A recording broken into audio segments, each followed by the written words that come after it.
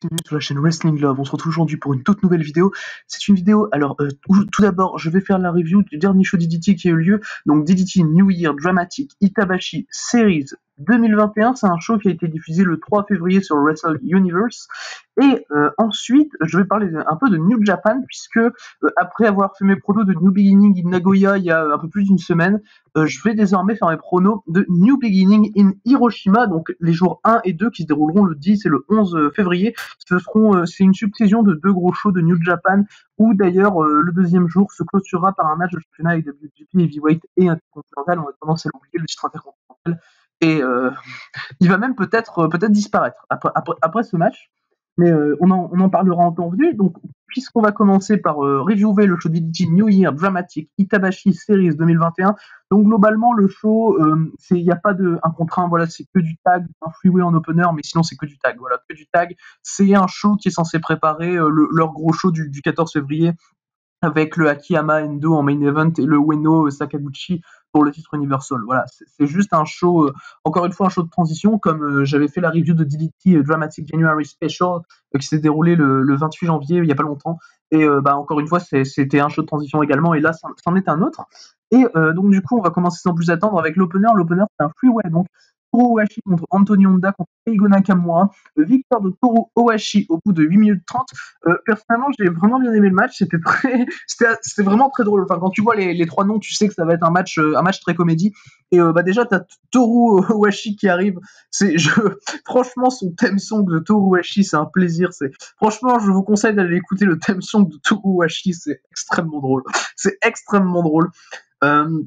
C'est la séquence de fin, c'est idiot, hein. Mais faut y croire. Voilà, c'est du Honda qui fait des pichenettes dans les yeux, ça se retourne contre lui, du coup tout le monde fait ça et ça se retourne contre tout le monde et tu finis avec une victoire de Toru Owashi qui fait le pin sur les deux en même temps et c'est super drôle. Voilà, c'est très con, c'est vraiment très con. C'est de la comédie DDT pure dans son pur style.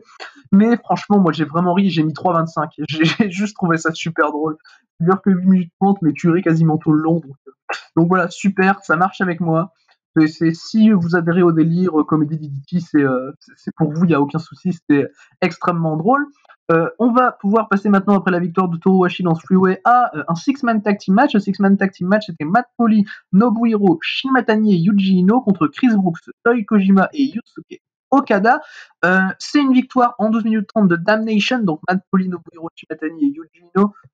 Et ce match est booké essentiellement autour de Yuji Ino, hein. Comme j'en parle, son booking depuis qu'il a fait son retour chez DDT en décembre dernier, et il est présenté vraiment comme super fort. Et genre, moi, ça me fait rire quand genre Brooks ou Okada tentent des atemi et Ino bouge pas, Ino refout un gros atemi et Brooks il tombe, il claque la tête au sol.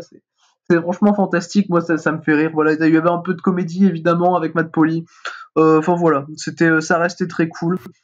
Finalement, évidemment, c'est Kojima qui prend le pin. Toi Kojima, c'est un mec qui a débuté il y a pas longtemps chez DDT. Il est là pour faire ses armes, pour prendre des pins et pour pourquoi pas être poussé dans le futur. Et donc une fin logique, voilà, à un match que j'ai personnellement trouvé bien plaisant, auquel j'ai mis 3, voilà. Ça reste peut-être un peu long pour ce que c'est, il n'y a pas besoin de faire un long match comme ça pour ce que c'est, mais sinon franchement ça tient la route tout le long, j'ai aucun souci majeur à avoir sur ce match. Pour moi c'est un 3 étoiles. On va passer maintenant à un 2 contre 2, le 2 contre 2 c'est Akito et Kazuki Hirata, donc 2 tiers des champions Six-Man, avec Shota d'ailleurs, ancien champion du côté de chez Gambare. Et ils affrontaient Danshoku Dino et Arashima. Et le match a duré 11 minutes pour voir une victoire de Danshoku Dino et d'Arashima. Et donc, personnellement, la victoire de Dino et d'Arashima qui s'est produite me dérange absolument pas. Voilà, bon, ils battent 2 tiers des champions Six-Man, mais bon, quel intérêt, je veux dire, de faire ce tag. Et puis, comme ça, tu leur donnes des challengers. Voilà, Arashima, Dino. Et puis, le troisième, on verra, voilà. C'est vraiment pas dérangeant. C'était un match très comédie avec quelques séquences assez gênantes de la part de Danshoku Dino, mais sinon, franchement, c'était assez drôle. Il y a quelques séquences qui m'ont vraiment fait rire. J'ai trouvé que bizarrement, Arashima et Dino ont un bon teamwork. Surtout à la fin, ça s'est prouvé, la séquence de fin, je la trouve très bien amenée. Et Akito a fait quelques bonnes petites séquences techniques où c'était bien cool. J'ai mis 3, voilà. Ça dure 11 minutes, c'est pas spécialement à voir, mais franchement, ça tient la route tout le long et le booking est bon selon moi. Donc je suis absolument pas dérangé par ce match. Voilà. Bon, t'as dans Chokudido qui a des séquences à son habitude, voilà. On est habitué et, enfin, des fois j'adore. C'est un grand mot. Des fois ça ne me dérange absolument pas, mais mais des fois c'est gênant. Mais là c'était gênant. Bon voilà, c'est du dans Chokudido et il faut s'y faire. Du coup, on va passer maintenant au quatrième match de la carte. Le quatrième match, c'était Kazusada Higuchi et Yukio Naya contre Shunma Katsumata et Yuki Ueno.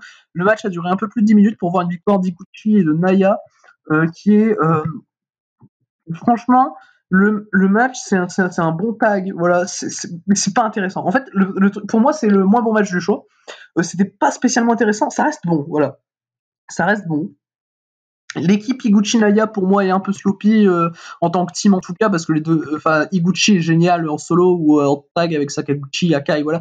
Mais avec Naya, je trouve ça sloppy, Higuchi. Ça m'a pas aidé à être investi, en effet. T'as des bons moments avec Shunma Katsumata, j'étais content, j'aime beaucoup Shunma Katsumata, voilà. L'accent dans la team est quand même mis sur Yuki Ueno, c'est ce qui est logique, c'est le champion universel, il va affronter Sakaguchi, qui est le partenaire d'Higuchi du côté du grand show du 14 février. Donc, moi, ça ne me dérange pas du tout. Mais enfin voilà, pour moi, c'est le 2,75, c'est le moins bon match du show. Après 2,75, c'est loin d'être catastrophique, voilà. Mais j'en attendais peut-être à plus. Après, c'est dure que 10 minutes, voilà, c'est un tag random au milieu de carte, et puis voilà, et on passe à la suite, quoi. C'est clairement pour distinguer les deux derniers matchs, voilà, pour faire une passerelle entre la carte un peu plus comédie et la carte sérieuse. Voilà, c'est pour moi, hein, le match qui sert de passerelle dans le show. Donc, c'est selon moi pas dérangeant que ce soit le moins bon, et même peut-être plutôt logique en soi. D'ailleurs, c'est le deuxième moins long après l'opener. Donc, c'est logique que l'opener soit le moins long, mais enfin, voilà, donc ça montre clairement que l'accent n'était pas mis sur ce match, dans ce show en tout cas. Et on a donc une victoire d'Higuchi et de Naya. On va passer maintenant à un nouveau tag team match. C'était Mitsuki Watadze et Yukio Sakaguchi contre Konosuke Takeshita et Mao. Donc Konosuke Takeshita et Mao gagnent ce match en 14 minutes. Personnellement, j'ai vraiment été investi dans le match. J'ai mis 3,5, pour moi, c'est vraiment le meilleur match du show. J'aurais peut-être pu mettre 3 quarts, voilà, c'est du 3,5, 3 quarts pour moi, j'ai 3,5. C'est pas spécialement bien meilleur que le main event, mais pour moi, j'ai préféré en tout cas ce match-là. Takeshita, Sakaguchi dans le match. Qu'est-ce qu'ils sont bons, bordel! Oh, les cons, ils sont bons! Putain, c'est chaud, mais franchement, t'as les kicks de Sakaguchi sur Mao qui sont fantastiques.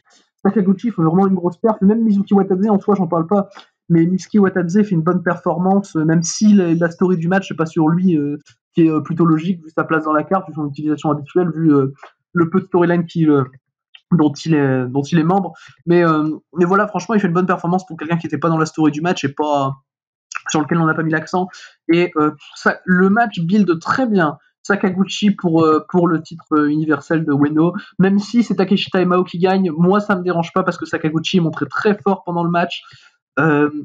Et franchement, mais les échanges Takeshita-Sakaguchi aussi, c'est un régal. Takeshita, techniquement, oh là là.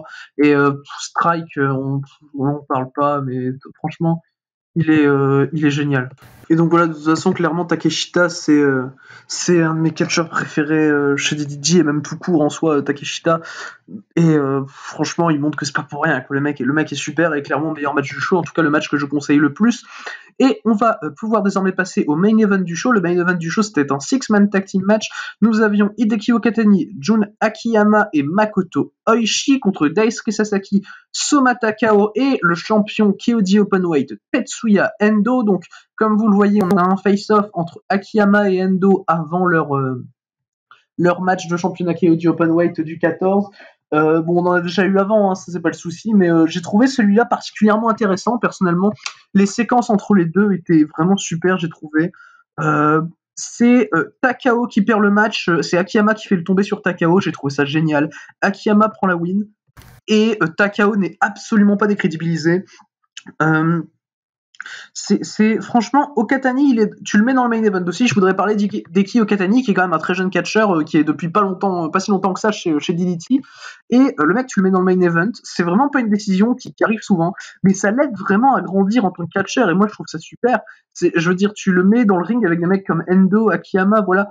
Et le match me hype vraiment fort pour le Endo Akiyama de championnat du Openweight, franchement.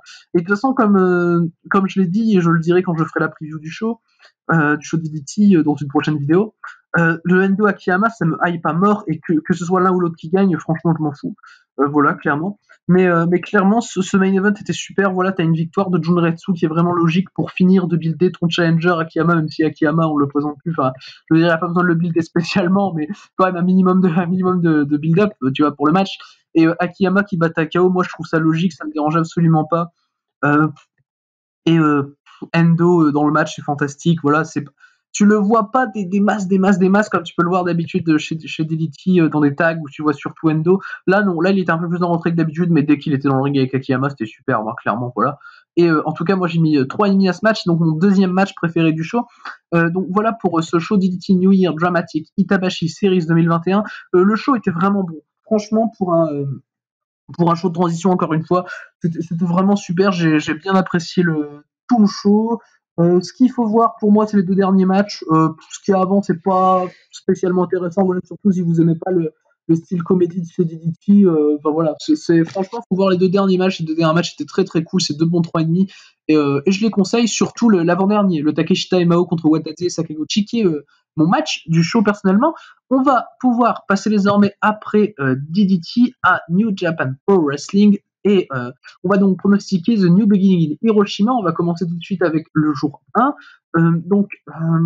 Les deux shows auront lieu le 10 et le 11 février, donc là c'est le show du 10 février, et on a en opener un six-man tag team match avec Gabriel Kidd, Yota Tsuji et Yuya Uemura contre le Suzuki-gun, donc El Desperado, Minoru Suzuki et Yoshinobu Kanemaru. Donc alors pour ce match, personnellement mon pronostic c'est évidemment une victoire de Suzuki-gun. Hein. Itsuji Uemura, c'est les 3 Young Lions de New Japan qui sont actuellement au Japon. Comme vous le savez, chez New Japan Pro Wrestling, les Young Lions ne gagnent pas, surtout quand ils sont à 3 ensemble. C'est impossible qu'ils battent Desperado, Suzuki, Kanemaru. Voilà, le pronostic est hyper simple à faire. Voilà, pour moi, c'est même pas pour moi, c'est sûr, c'est Desperado, Suzuki, Kanemaru qui gagnent, tout simplement parce qu'ils affrontent les Young Lions, et voilà, ça me paraît logique, il n'y a même pas besoin de passer du temps sur ce match. Puisqu'on va passer maintenant à un 10-man tag team match, on aura Hiroki Goto, Kazuchika Okada, Torumo Hiro, Ishii, Toru Eno et Yoshihashi contre Dick Togo, El Fantasmo, Evil, Taishi Ishimori et Yujiro Takahashi. Personnellement, je vois le Bullet Club gagner. Tout simplement parce que selon moi, ils vont construire une feud pour le titre King of Pro Wrestling entre Yano et Yujiro, et là t'aurais Yujiro qui ferait le pin sur Yano. Alors ouais, ça paraît, ça peut paraître bizarre, mais c'est mon avis. Je pense que Yano va défendre le King of Pro Wrestling 2021 contre Yujiro Takahashi. Voilà, c'est ma théorie. Puis Fantasmo Ishimori, dans l'équipe d'en face, ils n'ont pas de challenger potentiel pour les titres junior tag. Alors selon moi, c'est eux qui vont, ils vont pouvoir remporter le match sans souci. Il n'y a pas de challenger à builder pour eux vu qu'il n'y a pas de junior en face. Donc voilà, ça va très vite pour ça. Puis ça va tricher, ça va partir dans tous les sens, ça va faire de l'aide du Bullet Club, voilà. Et selon moi, le Bullet Club va gagner, même si c'est quand même un match assez serré. On va passer ensuite à un match par équipe. On a Kota Ibushi et Tomoaki Honma contre Sanada et Tetsuya Naito. Personnellement, je vois Sanada et Naito remporter le match. Je vois Sanada soumettre Honma ou faire le tomber sur Honma. Voilà. Tout simplement parce que comme ça, tu builds Sanada pour affronter Ibushi, tu lui fais gagner le match de la veille. Même si je déteste Sanada, c'est mon pronostic. Hein. Là, c'est pas ce que je veux voir. Hein. Moi, je veux voir Ibushi défoncer Sanada dans le match là et dans le match du lendemain. Voilà.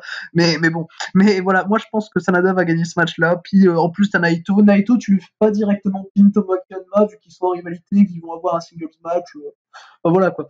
Donc voilà, personnellement, je vois Sanada et Naito remporter le match. Ibushi, tu le protèges, voilà. Puis Sanada accumule du momentum pour le match du lendemain pour le titre Heavyweight Intercontinental. Moi, personnellement, ça me paraît logique. On va passer à un singles match. C'est Bushi contre Master Wato. Alors, de la manière dont ce singles match a été construit en road tout ça, pour moi, c'est pour faire gagner Master Wato. Ça me paraît clair. C'est C'est Master Wato, c'est un mec qui, depuis qu'il est revenu de sa période de Young Lion du côté de la New Japan Cup, bah en fait, il a été bien booké, vraiment bien booké, notamment pendant le Best of Super Junior, où il a fait un très bon parcours avec notamment un super match contre Shaw, que je conseille bien, du Best of Super Junior. Donc, du coup, je pense qu'il va battre Bushi. Voilà, Wato, c'est le mec, il a feud avec des mecs, il les a battus. Il a feud avec Buki, il l'a battu. Il a feud avec Kanemaru, il l'a battu. Enfin voilà, Wato, c'est surtout un mec qui est construit pour ça. Il prend des victoires en solo contre des juniors qui sont pas non plus super importants dans la division. Donc voilà, pour moi, il va battre Bushi et se diriger vers le titre junior heavyweight juste après. Pour moi, c'est le prochain challenger au titre junior heavyweight, Master Wato. Comment il est construit, tout ça, moi, ça me choquerait absolument pas. Il est vraiment bien booké et donc mon pronostic pour ce match, surtout Bushi, bah, on s'en fout quoi. Je veux dire, que ce soit moi ou New Japan, on s'en fout de Bushi. Donc voilà, je vois Master Wato remporter ce match et on va désormais passer aux 2 matchs de championnat que l'on aura du côté du premier jour de New Beginning in Hiroshima.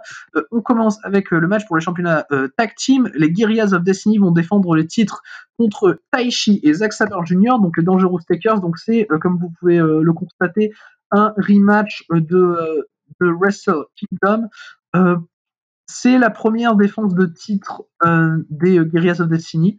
Et c'est ce pourquoi je ne les vois pas perdre les titres contre les Dangerous Takers. Voilà, même si la division par équipe de New Japan est vraiment nulle et risible et il y a quasiment personne, je les vois pas perdre les titres contre les Dangerous Takers. Vraiment, je verrais pas l'intérêt. Je verrais pas l'intérêt tout simplement de voir les Dangerous Takers gagner, même si j'adore les Dangerous Takers. Je pense que clairement le match il est fait pour continuer le programme parce qu'ils ont rien à foutre en fait de la division par équipe vu qu'ils n'en ont pas. Du coup, bah, ils essayent d'allonger au maximum le programme entre Guerrillas of Destiny et Dangerous Takers pour faire gagner évidemment les Guerrillas of Destiny, pour derrière voir sûrement Finjuice les challenger. Enfin, moi, ça m'étonnerait pas personnellement voir Finjuice les challenger en tout cas.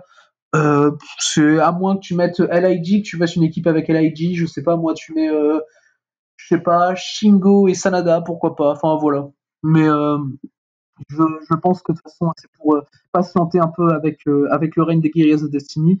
Pour moi, ils vont pas avoir un règne court, en tout cas, ça me paraît clair.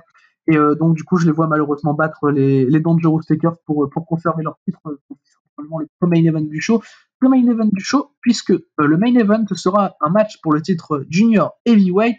C'est Hiromu Takahashi qui défend son titre contre Sho qui avait battu Hiromu durant le Best of Super Junior 27, avant que Hiromu le gagne en finale contre Desperado et aille gagner le championnat junior à Wrestle Kingdom en battant Taiji Ishimori le deuxième jour dans le meilleur match de Wrestle Kingdom, des 2 nuits confondues d'ailleurs. Hiromu contre Sho, c'est un match personnellement qui me hype un peu. Parce que en fait, de base, Hiromu me saoule. Hiromu me saoule. Son match contre Sho du Best of Super Junior 27, je l'avais trouvé vraiment très moyen, chiant. C'était vraiment du Hiromu Takahashi, quoi. C'était vraiment du Hiromu Takahashi. Et je me rappelle, j'ai mis 3 à ce match du Best of Super Junior. Et là, le match contre Sho, bah, je me dis, les mecs, en gros, c'est quand même ceux qui ont les meilleurs échanges des matchs de LIG pour builder les matchs, New Beginning in Hiroshima. Donc, je me dis, ouais, ça peut être cool. Après, dans un match solo qui va durer sûrement 20-25 minutes, je sais pas si ça va passer pour moi. Hiromu Takahashi, c'était pas passé dans le Best of Super Junior et de toute façon, Hiromu Takahashi, c'est pas un catcheur pour moi. Clairement, c'est un catcheur qui me saoule vraiment au plus haut point. Donc, enfin voilà, là c'est surtout mon avis sur le catcheur, mais en tout cas, je le vois conserver son titre. Je le vois conserver son titre contre Sho tout simplement parce que c'est sa première défense déjà, et vu que c'est Hiromu Takahashi, l'ex de la division junior depuis des années, enfin voilà, je ne le vois pas perdre son titre dès la première défense. Je le vois perdre son titre dès sa deuxième défense contre Master Wato. Personnellement, je vois Master Wato prochain champion de junior. En tout cas, c'est comme ça qu'il est buildé, et c'est un peu, à part Sho, vraiment le seul vraiment ultra bien buildé du côté de la division junior. Enfin, si t'enlèves Ishimori, et encore Ishimori, est-ce qu'il est bien booké? Voilà quoi. Ça c'est une question qui se pose. Mais Hiromu Takahashi contre Sho, selon moi, c'est une logique défaite de Sho qui influe dans sa transition heavyweight. Pour moi, Sho va bientôt passer en tant que heavyweight, et je vois pas l'intérêt de lui donner le titre junior heavyweight maintenant, comme ça juste avant. Là, pour moi, il va faire sa transition. Sho, il va devenir heavyweight. Il va probablement participer au G1 Climax cette année. Sho, j'espère. C'est vraiment un de mes grands espoirs de voir Sho dans le G1 de cette année. Et voilà. Et pour moi, il y aura pas de règne de champion de junior pour Sho en tout cas, puisque en plus c'est la première défense d'Hiromu, donc ça me fait appuyer mon propos. Et donc voilà pour cette première journée de pronostic de New Japan Pro Wrestling New Beginning in Hiroshima. On va maintenant passer au deuxième jour. Alors le deuxième jour, c'est un peu particulier parce que contrairement à là, il y a vraiment un match ultra important qui est le show tourne autour de ce match, c'est le main event. Kota Ibushi contre Sanada pour le titre heavyweight et intercontinental. Et avant, t'as que des matchs tag. Alors, je vais faire les pronostics des matchs tag. Je vais aller très vite et je vais passer plus de temps sur le Ibushi Sanada du main event puisque c'est le seul match de titre, c'est le seul 1 contre 1 du show. Enfin, voilà. C'est clairement la chose à voir. Enfin, ce que New Japan Pro Wrestling nous présente comme la chose à voir du show, parce que clairement c'est pas un match de Sanada qui va être la chose à voir du show, hein, vous vous en doutez. Mais du coup, on va commencer tout de suite les pronostics. Et on a premièrement un 6-man tag team match, Gabriel Kidd, Tatsuji, Yuya Uemura, donc les Young Lions comme ils avaient fait dans la première journée, contre Hiroki Goto, Tomohiro Ishii et Yoshihashi cette fois. Alors, je vois Goto, Ishii, Yoshihashi gagner, logiquement. Hein. Comme je l'ai dit tout à l'heure, c'est les Young Lions de New Japan, ils perdent tous les matchs. C'est logique, là, ils font équipe à 3, ils sont contre 3 mecs de Chaos, voilà. La logique va être respectée, les Young Lions vont perdre. Et en plus, dans mon pronostic, Chaos perd la veille dans le 10-man tag team match contre le Bullet Club. Donc, tu leur donnes une victoire là en opener contre le Young Lions, ça les redresse un peu. Et tu les remontes un petit peu après leur défaite de la veille. Voilà, qu'ils font un partout, une victoire, une défaite sur les 2 jours, comme ça, voilà, il n'y a pas à se faire chier. Pour moi, c'est une victoire logique de Goto, Ishii et Yoshihashi. On passe ensuite au deuxième match, ce sera El Desperado, Minoru Suzuki et Yoshinobu Kanemaru contre El Fantasmo, Taiji Ishimori et Yujiro Takahashi dans un 6-man tag team match. Alors pour ce match, je vois une victoire de El Fantasmo, Taiji Ishimori et Yujiro Takahashi, tout simplement parce que s'ils font ce match, pour moi, c'est que si le Suzuki Gun gagne, t'as Desperado, Kanemaru qui auront une chance au titre junior tag de Fantasmo Ishimori. Et pour moi, ils auront pas d'autres matchs Desperado, Kanemaru contre Fantasmo Ishimori. Donc je vois forcément Fantasmo Ishimori, Yujiro gagner le match. Moi, ça me choquerait absolument pas. Parce que, en fait, je vois pas une autre affiche, la même affiche pour les titres junior tag. Vu que El Fantasmo et Ishimori ont pris les titres junior tag il y a peut-être 2 semaines maximum à Desperado et Kanemaru. C'était en Road to New Beginning. Dans un très bon main event, très solide d'ailleurs. Et je vois pas le match avoir lieu une nouvelle fois. Voilà, je vois pas le match avoir lieu une nouvelle fois pour les titres junior tag, et c'est donc pour ça que je pronostique le Bullet Club dans ce match. On va passer maintenant à un tag team match, c'est Kazuchika Okada et Toru Yano contre Dick Togo et Evil. Personnellement, je vois Okada et Yano gagner parce que Okada et Yano auront, comme Goto Ishii, Yoshihashi qui sont dans l'opener de Shola, perdu la veille. En plus, j'ai l'impression qu'en Road 2, ils veulent te faire une feud Okada et Evil. J'ai très peur.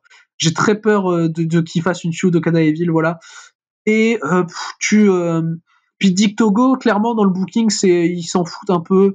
Donc ce sera pas dérangeant si il perd le match, voilà. T'as Okada qui fait, ou même Yano qui fait le tomber sur Togo, et puis voilà, c'est pas dérangeant, tu fais des trucs, Yano il peut faire des trucs sympas, mettre des low blows, faire voilà. Et Evil il se sera cassé entre temps, il sera en dehors du ring, et voilà. Et moi ça me choquerait absolument pas en tout cas de voir Okada et Yano gagner, c'est même mon pronostic. Même si d'un autre côté Togo et Evil peuvent gagner, mais je le vois bien moins, compte tenu surtout que dans mon pronostic, Chaos perd le gros Tedman la première journée. Donc voilà. On va passer maintenant à un 6-man tag team match, Master Wato, Sho et Tomoaki Hanma contre Bushi, Hiromu Takahashi et Tetsuya Naito. Personnellement, je pense que Hiromu Takahashi va battre Sho au premier jour, comme je l'ai dit, puis se faire challenger par Master Wato. Donc là, tu as le 6-man, et je vois Master Wato remporter ce 6-man. Pour bien commencer le programme, Master Wato, Hiromu Takahashi pour le championnat junior. Donc je vois Wato, Sho et Honma remporter le match. En plus, tu donnes une victoire à Honma dans sa rivalité contre Naito. C'est au passage, voilà, tu fais pas tout le temps perdre Honma, même si en solo il va se faire défoncer, Tomoaki Honma, voilà, comme il se le fait toujours dans les road to, voilà, c'est logique. Mais voilà, comme ça tu lui donnes une petite victoire aussi, c'est assez intelligent. Sho, tu le relèves de sa défaite de la veille en lui donnant. Tu vois, comme ça, il a un match de gagner le lendemain, voilà, pas de souci. Et Wato fait le tomber sur Bushi parce que Bushi, on s'en fout. Voilà. et que c'est le partenaire d'Hiromu aussi quand il tag chez les juniors. C'est Bushi qui est partenaire d'Hiromu Takahashi, donc faire que Wato fasse tomber sur Bushi, ça aurait du sens. Et en plus, Wato qui challengerait donc Hiromu Takahashi, en tout cas c'est mon pronostic. Et mon pronostic de ce match qui est basé par contre uniquement sur mon pronostic du match pour le championnat junior qui se déroulera le 10 février. Voilà. Donc voilà pour ce Six-Man. On va passer maintenant au dernier match avant le match pour les titres heavyweight et intercontinental. C'est également un Six-Man match. C'est le Suzuki-gun contre le Bullet Club, donc Douki, Taichi et Zack Sabre Jr. contre Jado, Tamatonga et Tanga Loa. Et sur ce match, pour moi, c'est compliqué à pronostiquer parce que je vois pas du tout Tamatonga et Tanga Loa perdre les titres la veille. Et clairement, je vois. En fait, en plus, en même temps, t'as une rivalité qui est bidée en road to, qui est complètement conne. C'est Jado contre Douki. Donc je me dis, qu'est-ce qu'ils vont faire? Je pense que le Suzuki-gun va gagner. Que Douki va pin Jado pour dire d'avoir enfin gagné sa rivalité contre Jado et que les mecs vont passer à autre chose, quoi. Et que Taichi, Zack Sabre vont pas pin les Guerrillas of Destiny pour avoir un troisième match entre les deux équipes, même si pour moi c'est ce qui risque probablement de se passer si le Suzuki-gun gagne. Mais moi je vois pas du tout le Bullet Club battre le Suzuki-gun dans Six Man. Surtout si Taichi et Zack auraient perdu la veille, pour moi ils leur donneront pas de défaite d'affilée. Donc voilà, enfin de défaite d'affilée en gros show, en tout cas en road to ce serait pas dérangeant. Mais voilà, pour moi, on aura une victoire donc, de Douki, Taichi et Zack Sabre Jr. avec Douki qui pin Jado pour gagner enfin sa rivalité fantastique contre Jado. Voilà, j'essaye de vous hype pour un éventuel Douki contre Jado, je vous avoue, c'est compliqué. Mais voilà, on va pouvoir passer maintenant au match pour les titres heavyweight et intercontinental. C'est Kota Ibushi qui va défendre les titres contre Sanada. Donc Sanada, comme vous l'aurez compris, pour mon plus grand plaisir. Alors ce match, j'en ai très peur parce que en plus c'est même pas la première défense de Kota Ibushi. Donc si ça avait été la première défense, j'aurais été rassuré. Je me dirais, Ibushi va perdre à 100%, va gagner à 100%, pardon, si c'était sa première défense. Sauf que sa première défense de titre, il l'a eu à Wrestle Kingdom contre Jay White, le lendemain de son gain du titre contre Tetsuya Naito. Donc, j'ai un peu moins de sûreté. Je pronostique une victoire de Kota Ibushi qui va enfin, s'il gagne, retirer le titre intercontinental et unir les deux titres. Voilà.